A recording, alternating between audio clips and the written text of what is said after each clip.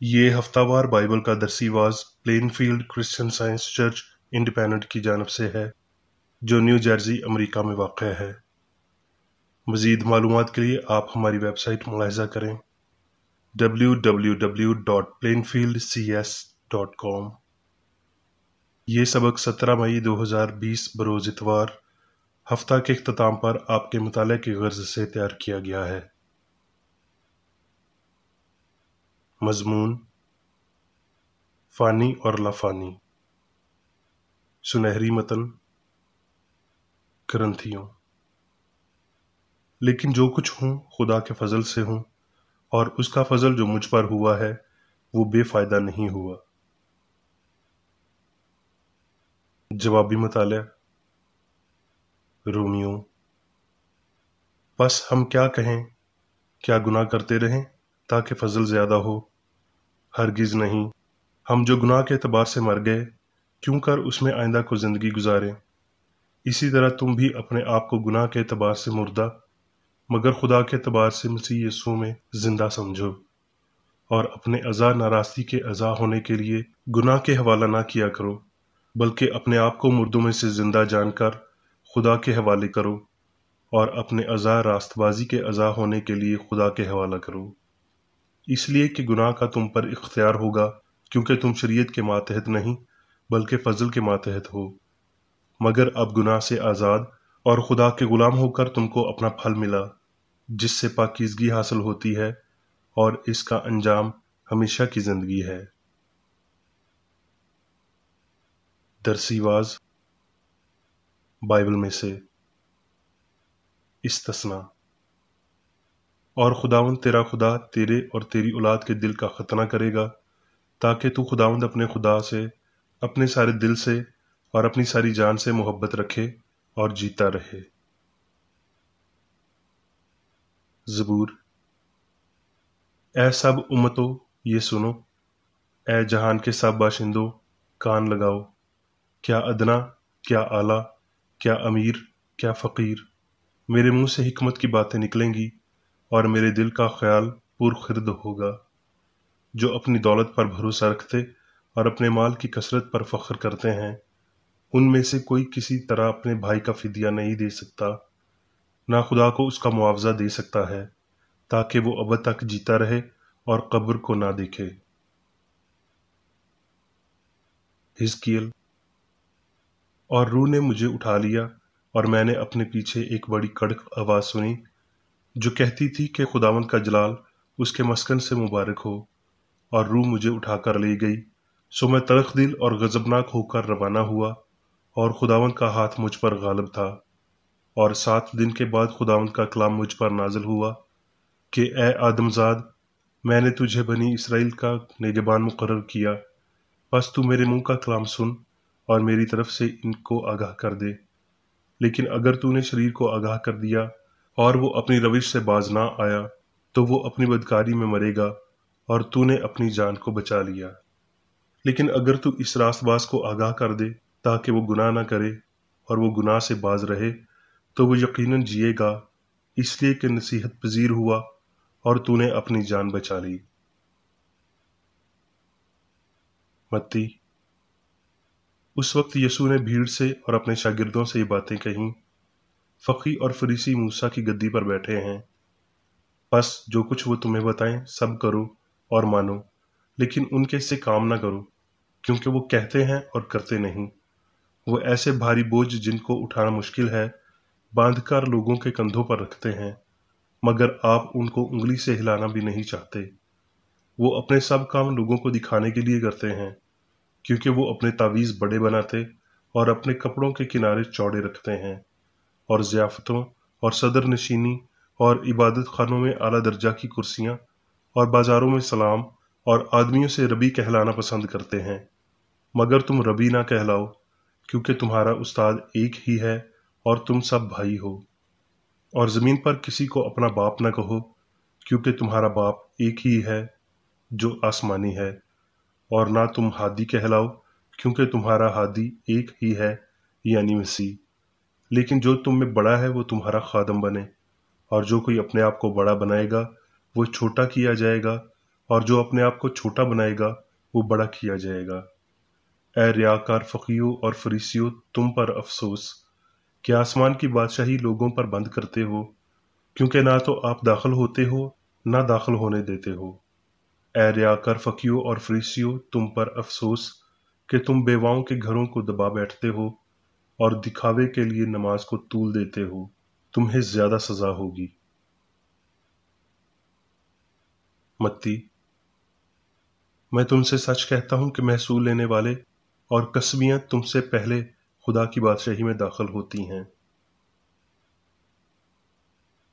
मत्ती, वो इस भीड़ को देखकर पहाड़ पर चढ़ गया, और जब बैठ गया तो उसके शागिर्द उसके पास आए, और वो अपनी जुबान खोलकर उनको यूं तालीम देने लगा, मुबारक हैं वो जो पाक दिल हैं, क्योंकि वो खुदा को देखेंगे।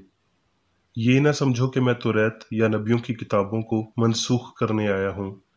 मनसूख करने नहीं, बल्कि पूरा करने आया हूँ। क्योंकि मैं तुमसे सच कहता हूँ कि जब तक आसमान और जमीन टल ना जाएं, एक नुक्ता या एक शोशा तौरात से हरगिज ना टलेगा, जब तक कि सब कुछ पूरा ना हो जाए।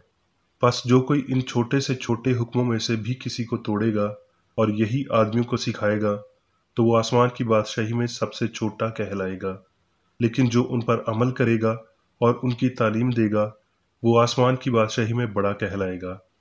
क्योंकि मैं तुमसे कहता हूँ कि अगर तुम्हारी रास्तबाजी फकीरों और फरीसियों की रास्तबाजी से ज्यादा ना होगी, तो तुम आसमान की बादशाही में हरगिज दाखिल ना होगे। इफ्सियों, मगर खुदा ने अपने रहम की दौलत से, उस बड़ी मोहब्बत के सबब से जो उसने हमसे की, जब कसूरों के सबब से मुर्दा ही थे, तो हमको मसीह के साथ जिंदा किया। तुमको फजल ही से निजात मिली है, और मसीह यीशु में शामिल करके उसके साथ जलाली और आसमानी मुकाम में उसके साथ बिठाया, ताकि वो अपनी उस मेहरबानी से जो मसीह यीशु में हम पर आने वाले ज़मानों में अपने फजल की बेनहायत दौलत दिखाए। क्योंकि तुमको ईमान के वसीला से फजल ही से निजात मिली है, और ये तुम्हारी तरफ से नहीं, खुदा की बख्शिश है, और ना अमाल के सबब से है, ताकि कोई फख्र ना करे। क्योंकि हम उसी की कारीगरी हैं, और मसीह यीशु में उन नेक अमाल के वास्ते मखलूक हुए, जिनको खुदा ने पहले से हमारे करने के लिए तैयार किया था। मुकाशफा, जो अपने हाथों में सातों सितारे लिए हुए है, वो ये फरमाता है कि मैं तेरे काम और तेरी मुशक्कत और तेरा सब्र तो जानता हूँ, और ये भी कि तू बदों को देख नहीं सकता, और जो अपने आप को रसूल कहते हैं और है नहीं, तूने उनको आजमा कर झूठा पाया, और तू सब्र करता और मेरे नाम की खातिर मुसीबत उठाते उठाते थका नहीं। जिसके कान हो वो सुने कि रूह कलीसियाओं से क्या फरमाता है। जो गालिब आए, मैं उसे जिंदगी के दरख्त में से जो खुदा के फिरदौस में है फल खाने को दूंगा। मुकाशफा, मुबारक हैं वो जो अपने जामे धोते हैं, क्योंकि जिंदगी के दरख्त के पास आने का इख्तियार पाएंगे और उन दरवाजों से शहरों में दाखिल होंगे। अब मैं मीर बेकर रेड्डी की तहरीर करदा क्रिश्चियन साइंस की दरसी किताब साइंस और सेहत आयात की कुंजी के साथ में से ली गई तहरीरें पढ़ूंगा। साइंस और सेहत। इंसान लाफानी है और इलाही इख्तियार के वसीला जीता है। हस्ती, पाकीज़गी, हम-आहंगी लाफानियत है। ये पहले से ही साबित हो चुका है कि इसका इल्म हत्ता के मामूली दर्जे में भी इंसानों के जिस्मानी और अखलाकी मेयार को ऊंचा करेगा, उम्र की दराजी को बढ़ाएगा, किरदार को पाक और बुलंद करेगा। बस तरक्की सारी गलती को तबाह करेगी और लाफानियत को रोशनी में लाएगी। जिंदगी को रूह से अलग शुमार करने से गलती का आगाज होता है, यानी लाफानियत की बुनियाद को खोदने से। जैसे जिंदगी और लाफानियत ऐसी चीजें हों जिन्हें मादा दोनों फराहम भी कर सकता हो और वापस भी ले सकता हो। खुदा बदी का कोई अंसर फराहम नहीं कर सकता, और इंसान ऐसी कुछ भी मुल्कियत नहीं रख सकता जो उसने खुदा से हासिल ना की हो। तो फिर इंसान में गलत काम की बुनियाद कैसे आई? बाज़ औक़ात बदी इंसान का सबसे ज्यादा दुरुस्त तसव्वुर होता है, جب تک کہ اچھائی پر اس کی گرفت مضبوط نہیں ہو جاتی۔ پھر وہ بدی پر اپنا دباؤ کھو دیتا ہے اور یہ اس کے لیے عذاب بن جاتا ہے۔ گناہ کی تکلیف سے بچنے کا طریقہ گناہ کو ترک کرنا ہے اور کوئی راہ نہیں ہے۔ گناہ اس حیوان کی تصویر ہے جسے جانکنی کے پسینے کی بدولت فنا کیا جاتا ہے۔ یہ اخلاقی پاگل پن ہے جو آدھی رات اور طوفان کے ساتھ ہنگامہ آرائی کے لیے آگے بڑھتا ہے۔ جسمانی حواس کے لیے کرسچن سائنس کی شرائط اٹل لگتی ہیں، مگر بشر یہ سیکھنے کے لیے جلد بازی میں ہے کہ زندگی خدا اچھائی ہے اور کہ بدی حقیقت میں انسان کے لیے کوئی مقام ہے، نہ طاقت یا الہی معیشت ہے۔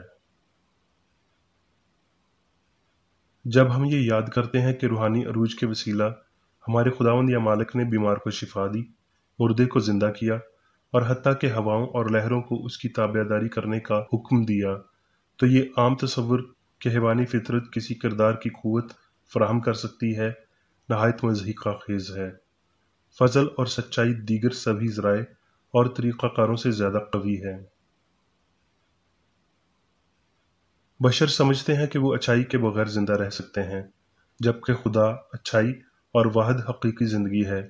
تو اس کا نتیجہ کیا ہوتا ہے؟ اس الہی اصول سے متعلق کم فہم رکھتے ہوئے جو نجات اور شفا دیتا ہے، بشر صرف ایمان کے ساتھ گناہ، بیماری اور موت سے چھٹکارا پا سکتے ہیں۔ یہ غلطیاں حقیقت میں یوں تباہ نہیں ہوتی اور انہیں تب تک یہاں یا اس کے بعد انسانوں کے ساتھ جڑے رہنا چاہیے جب تک وہ سائنس میں خدا کے حقیقی ادراک کو نہیں پا لیتے، جس سے خدا کے متعلق انسان کی غلط فہمیاں ہوتی ہیں، اور یہ اس کی کاملیت سے متعلق بڑے حقائق کو ظاہر کرتا ہے۔ خدا انسان کا اصول ہے اور انسان خدا کا خیال ہے، لہٰذا انسان نہ فانی ہے نہ مادی ہے۔ فانی غائب ہو جائیں گے اور لافانی یا خدا کے فرزند انسان کی واحد اور ابدی سچائیوں کے طور پر سامنے آئیں گے۔ فانی بشر خدا کے گرائے گئے فرزند نہیں ہیں، وہ کبھی بھی ہستی کی کامل حالت میں نہیں تھے جسے بعد ازیں دوبارہ حاصل کیا جا سکتا ہے۔ فانی تاریخ کے آغاز سے انہوں نے بدی میں حالت پکڑی اور گناہ کی حالت میں ماں کے پیٹ میں پڑے۔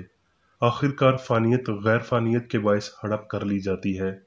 جو حقائق غیر فانی انسان سے تعلق رکھتے ہیں انہیں جگہ فراہم کرنے کے لیے گناہ، بیماری اور موت کو غائب ہونا چاہیے۔